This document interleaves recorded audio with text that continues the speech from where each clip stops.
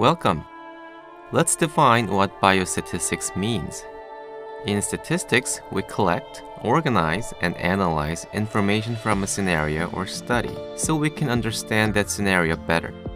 The bio part of biostatistics refers to the fact that we're studying biological data, especially data relating to human biology, public health, and medicine. For example, we can start with a group of people, collect information about those people, turn the information into numbers, analyze those numbers, and use those findings to better understand that group of people. Variables are characteristics that vary from one person to another in a population or group. Using biostatistics, the goal is to understand the interrelationships between these variables. How do they relate to one another? A researcher conducting a study on a sample of individuals from a population will decide what variables are important to study. A variable used to describe other variables is called an independent variable. It is the starting point from which you describe every other variable.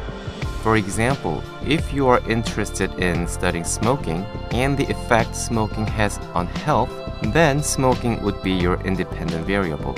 Your study would investigate what illnesses people would get that are related to smoking.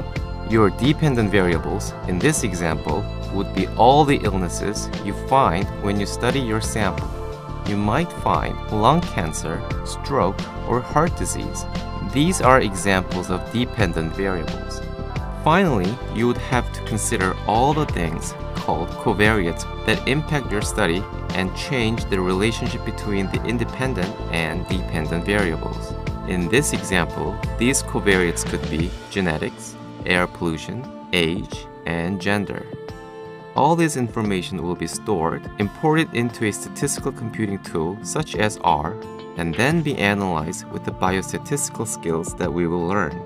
Using the tools of biostatistics, we help answer pressing research questions in public health, such as whether a new drug works, what causes cancer and other diseases, and how long a person with a certain illness is likely to survive. Now, we will hear from two former MPH students in biostatistics and myself, and learn how we applied biostatistical skills to real-world research projects in health policy, childhood cancer, and genetics. With biostatistical skills I acquired here at OSU, I was able to take a lot of messy data and filter it into some results that are now being published. With biostatistics, I've been able to explore the relationship between biology and disease. In my current project, we're examining how C-section status and birth defects may affect the risk of childhood cancers. My research is focused on studying the relationship between genetics and complex human traits, which can be human diseases or any other human conditions. Working with two faculty members here at OSU, we wanted to assess whether recreational marijuana legalization in Oregon, or RML, was associated with an increase in marijuana use relative to other states without RML. So far, we've replicated the findings from another research group and expanded our analysis to include factors they hadn't considered yet. With the advance of high-throughput sequencing technologies, we are now able to quantify and store variations in human genome. It's actually pretty rewarding to use most of my biostatistical skills to first clean this messy data set, something that could actually be used for research, and secondly, to create graphical images that condense this million-plus data set in something you could actually visually comprehend. My job is to build and develop advanced statistical models to pinpoint which variations play an influential role in such human traits. And lastly, to use the regression techniques that I've learned here to find out if what we were seeing visually was being supported by statistically significant results. The goal of my research is to uncover the genetic architecture behind exceptional longevity. Our work is still in progress, but we hope to shine a light on the underlying biological mechanisms responsible for childhood cancers. These are skills I didn't have for earning my degree here at OSU, and I believe they will be valuable to my future as a biostatistician. We hope you're excited to see how data makes all the differences when studying human biology, public health, and medicine. Let's turn data into knowledge. Learning statistics does not need to be difficult. Now, instead of bombarding you with complicated formulae and statistical theory, I'm going to walk you through a way of thinking, and that's going to enable you to address the most common statistical questions. When we look at sample data, for the most part we see two things. We see differences between groups, so men are taller than women, and we see relationships between variables like taller people weigh more than shorter people. And the big question is, are those differences and are those associations or relationships real? And I'm going to talk you through what it is that we mean by the term real. Over the next few minutes, we're going to take a look at a very simple data set, and we're going to see how, by looking at various combinations of variables and variable types, we can identify very specific differences between groups and very specific relationships between variables. And I'm going to walk you through when and how to use statistical tests and how to interpret your results. Now let's imagine that we have a research question, and it's about the height and the weight of people living in Ireland. Of course, we can't measure the height and the weight of the entire population, so instead we take a random sample of the population and we measure the weight and the height of that sample, and we collect some additional information like gender and age group from each of the people in our sample, and we arrange these data in a spreadsheet or a data set with the various attributes in columns, and these are called variables, and these variables will be the object of our inquiry. Now, most data sets that you work with will contain two types of variables, categorical and numeric variables. Categorical variables, like gender, contain categories, as the name suggests. Think of them as groups or buckets that the data can be arranged into, in this case males and females. Numeric variables, like height, are numbers, as the name suggests, and can be arranged on a number line. Now, to better understand our data and to make sense of it, we summarize it and we visualize it. In the case of categorical data, we can count up the number of observations in any given category, and we can represent them in a table and on a bar chart. And to summarize numeric data, we're firstly interested in the spread or the distribution of the data. So we might describe the range of the data, the interquartile range. We could also include the standard deviation. To get a sense of the middle of the data, we use the median, which divides the data into two equal halves, and we use the mean, which is the average. The mean is probably the most commonly used summary value to represent this kind of data. We can visualize our data using a box plot, which is a visual representation of the range, the interquartile range, and the median. And of course, we can create a histogram, and this gives us the shape of the data. So I hope you can see that this process of summarizing and visualizing the data takes it from being just numbers and words on a spreadsheet and turns it into something that is meaningful to us, something that we can get our heads around, something that we can think about. Now, in this very simple data set, we've got two categorical and two numeric variables. And things start to get interesting when we start looking at combinations of variables. So, for example, we can take a look at a categorical and a numeric variable like gender and height. And so we can group the data by gender, which is the categorical variable, and create a summary of the numeric variable, in this case height, that is separated out into those two groups. And looking at the summary, we can see that in our sample data, men are on average taller than women. What I want you to see here is that we've looked at a combination of a categorical and a numeric variable. But as you can imagine, there are other possible combinations of variables that we could have looked at. We could have looked at height and weight, which are both numeric. We could have looked at gender and age group, both categorical. And in each case, we might see either differences between groups or relationships between variables. And in each of these cases, there are specific statistical tests that we can apply to see if what we are seeing in the sample data has implications for what we think about the wider population. Can we infer anything? Is what we are seeing statistically significant? So let's take a quick look at the 5 most important combinations of data that we have. And we'll look at firstly, what might we observe in our sample data given that sort of combination of data types? And secondly, what statistical test we might apply to determine whether or not we can infer anything about the wider population. So we might look at a single categorical variable like gender, and we could do a one sample proportion test. For 2 categorical variables, we would do a chi-squared test. For a single numeric variable, we'd do a t-test. If we have a categorical and a numeric variable, we do a t-test, or analysis of variance, or ANOVA, if there are more than 2 categories in our categorical variable. And for 2 numeric variables, we do a correlation test. Now, I'm going to come back to each of these scenarios and each of these tests, so don't panic. At this point, what I want you to see is how the data can be divided up. And in just a few minutes, we're going to take each of these scenarios and work through exactly what questions you can ask and how it is that you can apply statistical tests, and importantly, how to interpret your results. Now, before we carry on, I just want to say a big thank you to Biomed Central, or BMC, for sponsoring this video. BMC are a publishing company that publish open access journals, and that means that the full text of all of the papers published are available for free to anyone in the world. I'm the editor-in-chief of one of the journals that they publish called Globalization and Health. I'm genuinely impressed with them as a company. I believe that they have integrity, and I honestly believe that they are making the world a better place. They have a portfolio of over 300 journals that they publish, so check them out at biomedcentral.com. I'll put a link in the description below. At this point, I want to say this.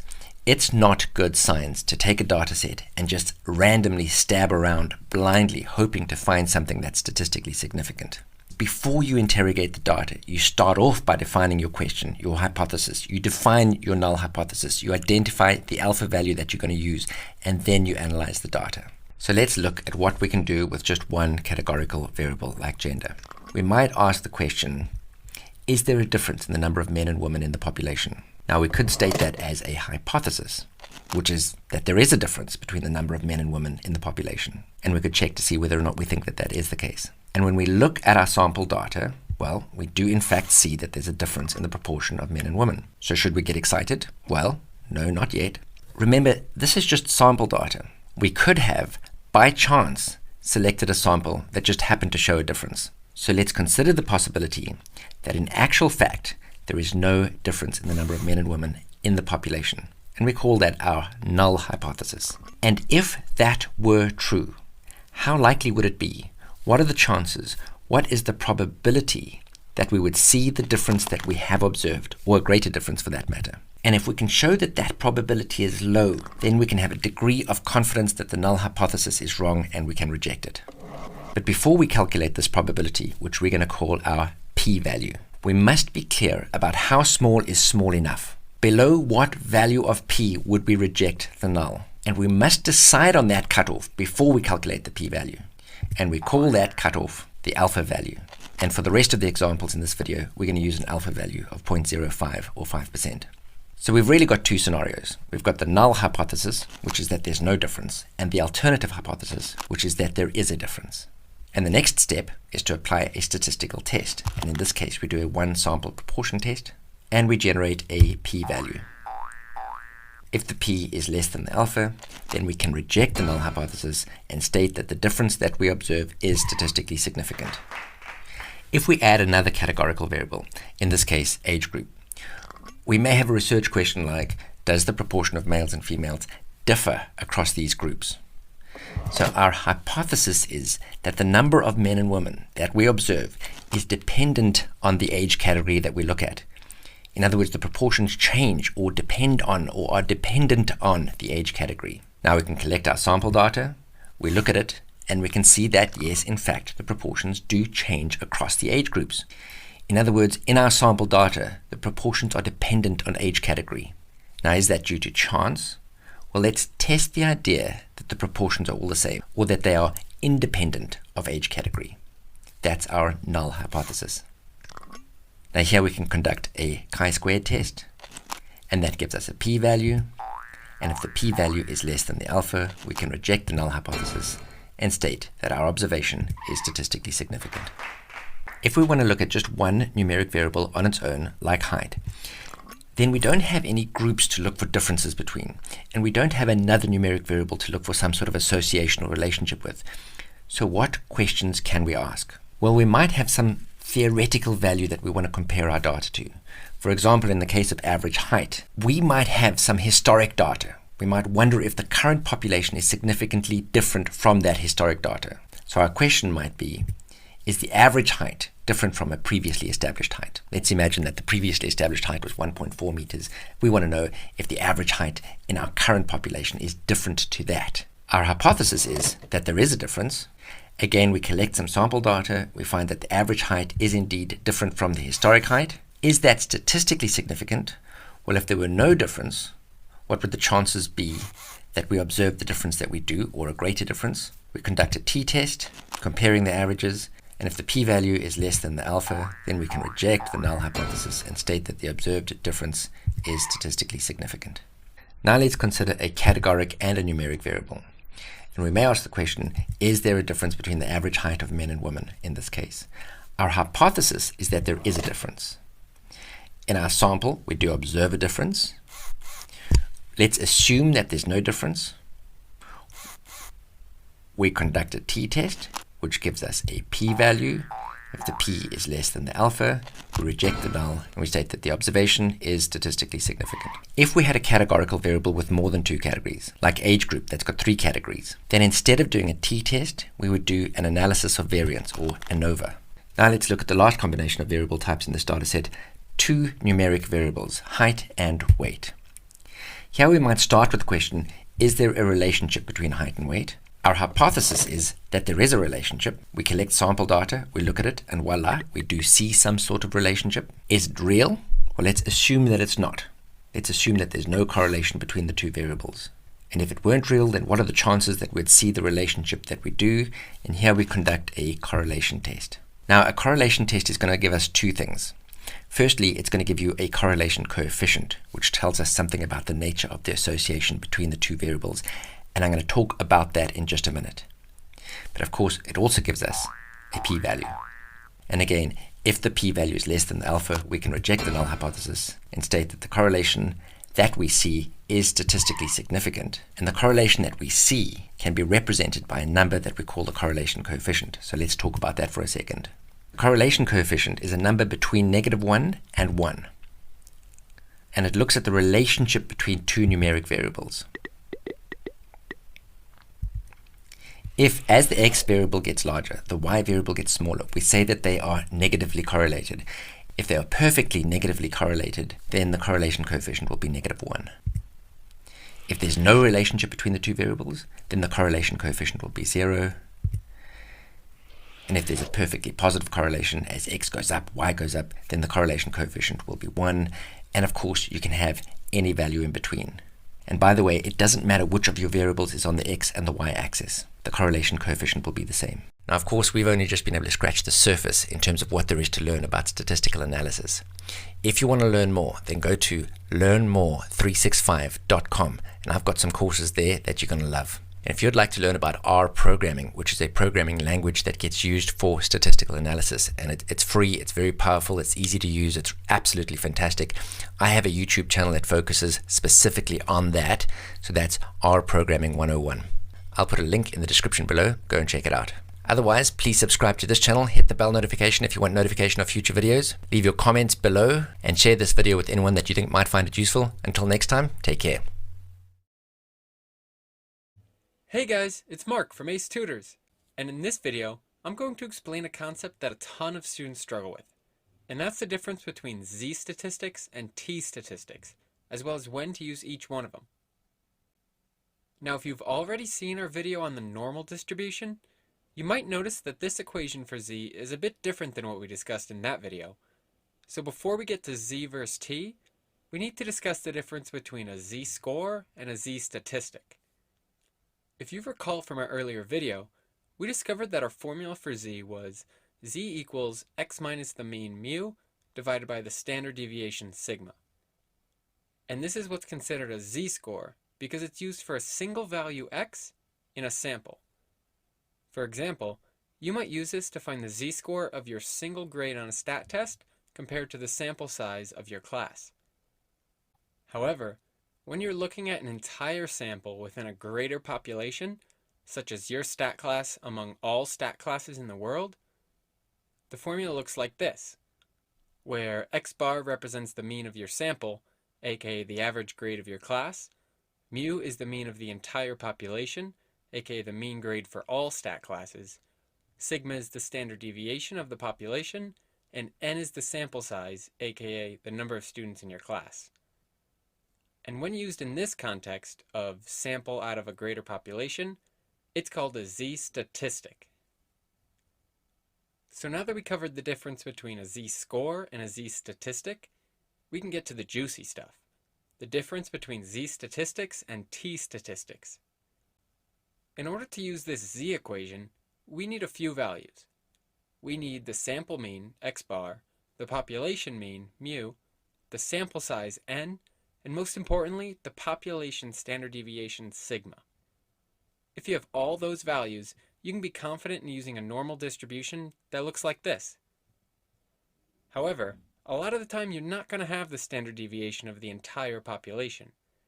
If we think back to our stat grade example, that would require getting the grade of every stat student in the world and using that to find the population standard deviation, which just isn't really plausible. So what can we do instead? Well, instead of using the population standard deviation, we can replace that with the standard deviation of our smaller sample. And that, ladies and gentlemen, is how you calculate a t-statistic. Okay, that's great, but what does that actually mean and what does it look like? Well, because our sample standard deviation is at best an estimate for our population, there's some room for error. Especially with a smaller sample size, we are less confident that our distribution looks like a normal distribution. For example, if you take a sample size of just 2 values, we can't be too sure of the standard deviation's accuracy. So your distribution is going to be a little less centralized and more spread out towards the tails. However, as you take a bigger and bigger sample size, you can be more and more confident that your sample standard deviation is correct, and as a result, your distribution will get closer and closer to the normal distribution. So I know that might have been a bit more information than you were expecting, but at the end of the day, the main rule of thumb is to use z-statistics if the population standard deviation is known, and t-statistics if it is unknown. I hope you found this video helpful, and if you did, please consider hitting that subscribe button to support us making more helpful videos for you. And if you didn't, please leave us a comment down below to let us know what we can do better. Thanks again for watching, and remember, you have big dreams. Don't let a class get in the way.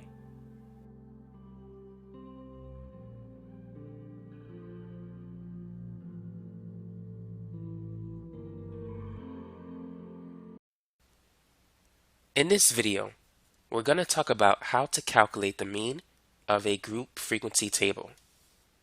So what we have here is the grades of students. And you can see the grade intervals of 40 to 49, 50 to 59, and so forth. 60 to 69 will be a D, 70 to 79 is a C, this is a B, that's an A. Anything less than a 60 it would be an F in most schools. The second column contains the frequency. So this tells us the number of students who scored in this range. For instance, there are 6 students who got a D on the exam, 8 students who had a score between 80 and 89. So with this data, how can we calculate the average test score of the students in this class? Now it's important to understand that we cannot compute an exact mean for the grades in this class. And the reason why that's the case is because we just don't know the individual data values in the dataset. So therefore we can estimate the mean. Now we know that the mean is basically the sum of all the data values divided by the number of data items in the set. But for a group frequency table, the mean is going to be something similar, but that equation will be modified a bit. It's going to be the sum of the product of the frequency values times the midpoint, because we can't really use an individual score here since we have an interval. So the best ideal individual score would be the midpoint of each grade interval. So it's going to be the sum of the frequency times the midpoint divided by the sum of the frequency values. And so that's the formula that we need to use in order to calculate the mean. So let's take this one step at a time. Let's calculate the midpoint values first. The midpoint is going to be the sum of the lower boundary of the interval plus the upper boundary of the interval divided by 2. So in the grade interval of 40 to 49, the lower boundary will be 40, the upper boundary is 49 divided by 2. So we get 89 divided by 2, which is 44.5. So that's the midpoint for this interval. Now let's do the same for the next one. So the second midpoint is going to be 50 plus 59 divided by 2. And so that's 109 divided by 2, which is 54.5. At this point, we can see a pattern. The next one is going to be 64.5, and then 74.5, and then 84.5. The last one is different. So it's 90 plus 100, which is 190, divided by 2. This is going to be 95.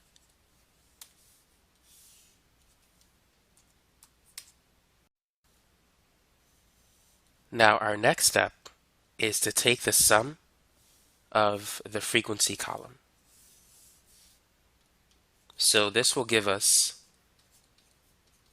this particular value, which will help us to calculate the mean. So it's going to be 3 plus 5 plus 6 plus 9 plus 8 plus 7. So this tells us how many students are in the class.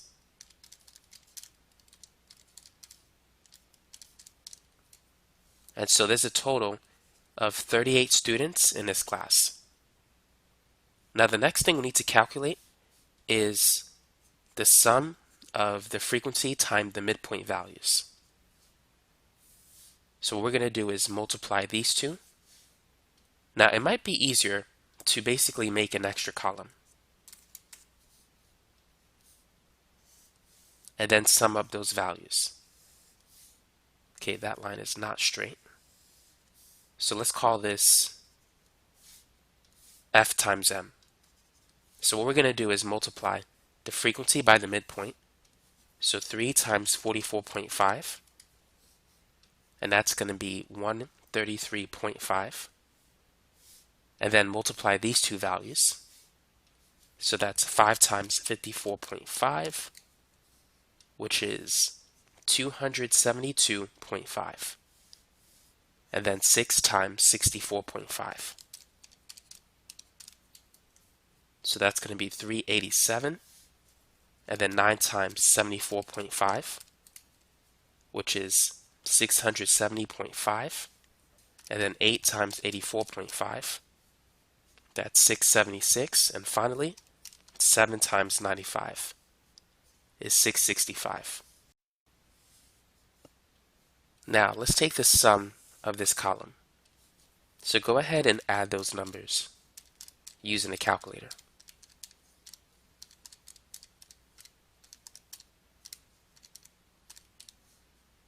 So the total that I have is 2,804.5. So now we can calculate the mean.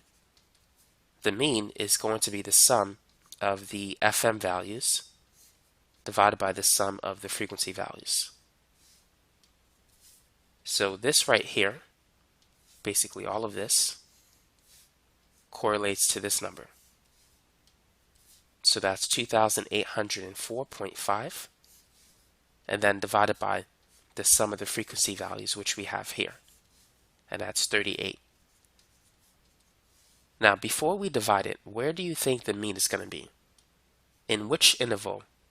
Will it be in this interval, this one, which one? Notice that the highest frequency occurs here. So chances are the mean is going to be between 70 and 79, because most students scored in that range.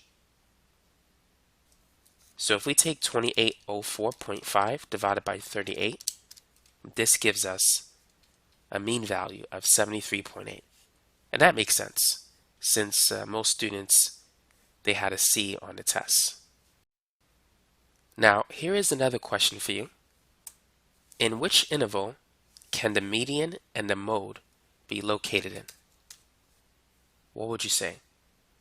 Now, the mode occurs where the frequency is the highest, and the frequency is the highest in this interval. So the mode exists between 70 and 79. Now, what about the median? In order to figure that out, we need another column. So we're going to call this cumulative frequency. We're going to start with this number 3, and then we're going to add 5 and 3 together, which will give us 8. Then we're going to take this number, add 6 to it. That's going to be 14. And then we're going to add 9 to 14, which gives us 23. And then 23 plus 8 is 31. And then 31 plus 7 is 38. So we get this number because there are 38 students. And half of 38 is 19. So the middle number is basically the median. 19 is somewhere between 14 and 23. So after 14, we're going to be done with this interval. 23 is in this interval between 70 and 79. That interval starts with the number 15 and it ends in 23. And so 20 is in that interval. So the median is somewhere between 70 and 79 as well. Now let's work on another example for the sake of practice. So here we have the weights of different students in a class. And what I want you to do is I want you to use this group data to calculate the mean and determine which interval contains the median and the mode. So go ahead and work on this example. So let's begin by calculating the cumulative frequency. So this is going to be 6. 6 plus 8 is 14. And then 14 plus 12 is 26. 26 plus 7 is 33. And 33 plus 3 is 36. And if we basically take the sum of the frequency values, that should give us 36 as well, which we can put down here. Now let's determine the midpoint values. So it's going to be the upper boundary plus the lower boundary divided by 2, or vice versa. So the upper boundary is 139. The lower boundary is 120 divided by 2. So that's 259 divided by 2. So the midpoint for the first interval is 129.5. Now let's do the same for the second interval. So let's add 140 and 159 and then divide by 2. And so this is going to be 149.5. So we can see that the midpoint is increasing by 20. So the next one's going to be 169.5 and 189.5. Now the midpoint between 200 and 220 is 210. If you add these two, you're going to get 420. 420 divided by 2 is 210.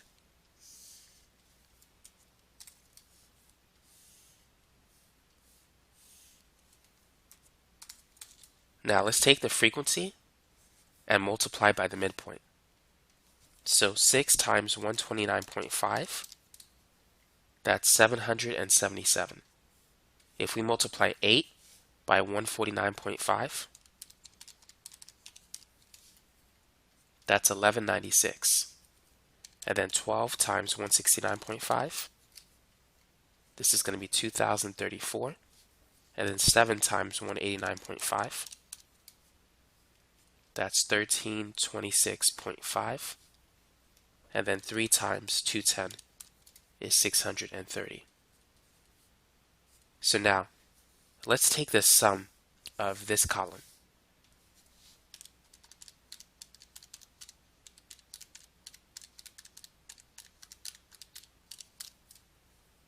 So the sum is going to be, let's use a different color, 5,963.5.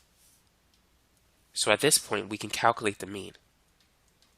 So it's the sum of the frequency times the midpoint values divided by the sum of the frequency values. So we have this already. That's 5,963.5. And the sum of the frequency values is 36. Now, before we calculate the mean, which interval do you think the mean is going to be? Now, most of the numbers are between 160 and 179. And the left side of the data is heavier than the right side of the data.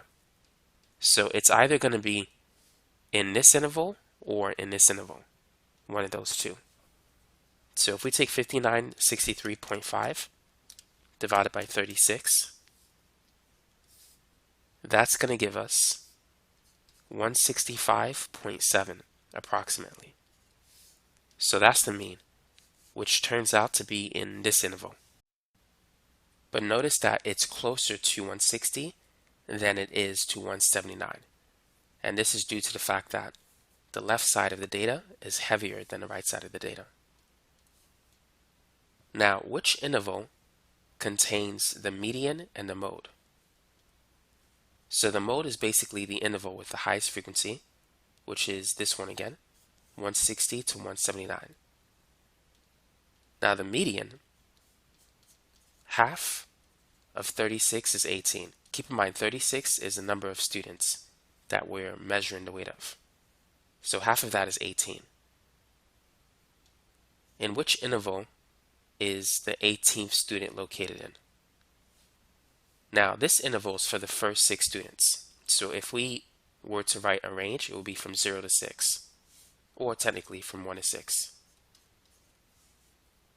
Now this range, or that interval, covers a range of 7 to 14. You start with the next number and you stop here. Now, the interval from 160 to 179, it starts from 15 and it ends in 26. So 18 is in this interval, which means that the median is also located in this interval as well. Welcome to Math with Mr. J. In this video, I'm going to cover mean, median, mode, and range. Now these help us when working with data. They provide us with more information about our data and help us better understand our data. So let's jump into our example and see exactly how to find mean, median, mode, and range. Now the first thing that we're going to want to do is to order our data from least to greatest. For the example, it's already in order from least to greatest, so we're going to move on to mean, which is the average. Now we find the mean by adding all of the numbers up within our data, so we're finding the sum of the numbers, and then we divide by the number of numbers within our data.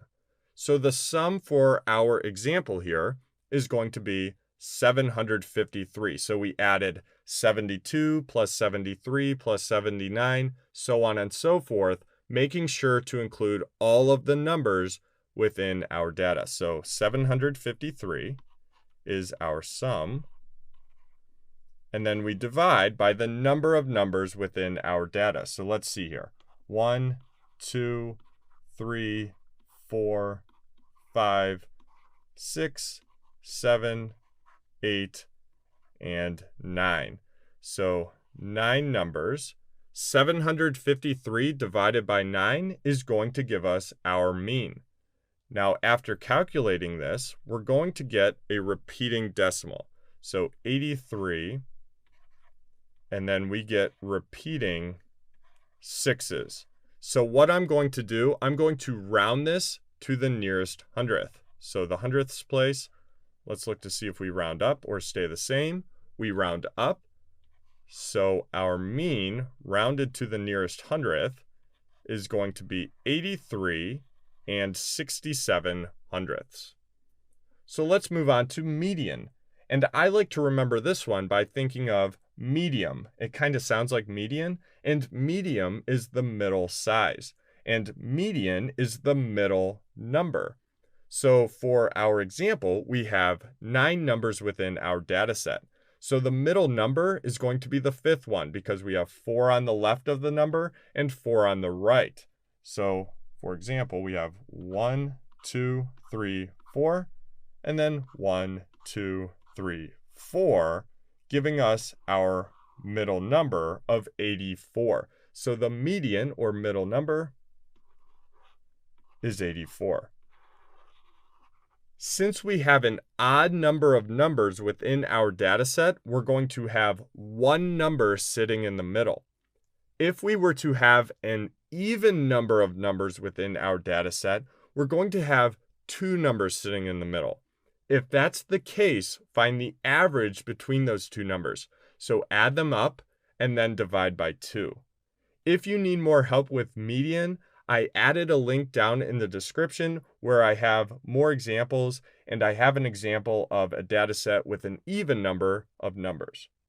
Let's move on to mode, which means we are going to look for the number that occurs the most within our data. So mode most. I see within our data we have two 90s right here, 1, 2, but we have 3 84s, and then everything else just has 1. So 3 84s, 84 occurs the most. So that's going to be our mode. So 84 again. Mode is as simple as that. Whatever number occurs the most. Now, you can have more than one mode. For example, if we had 3 84s and then in our example we also had 3 90s, we can have two modes. We would have 84 and 90. But in this example, we only had one mode, which was 84. Let's move on to range. Now, range tells us how stretched out our data is, so to speak, how far everything spans. We find the range by subtracting the smallest number from the largest number. This gives us how far apart those numbers are, and then the rest of the data is within that range. So largest number minus smallest number. Our largest number is 97. So 97 minus our smallest number, which is 72. This is going to give us our range. So 97 minus 72 is 25. So our range is 25.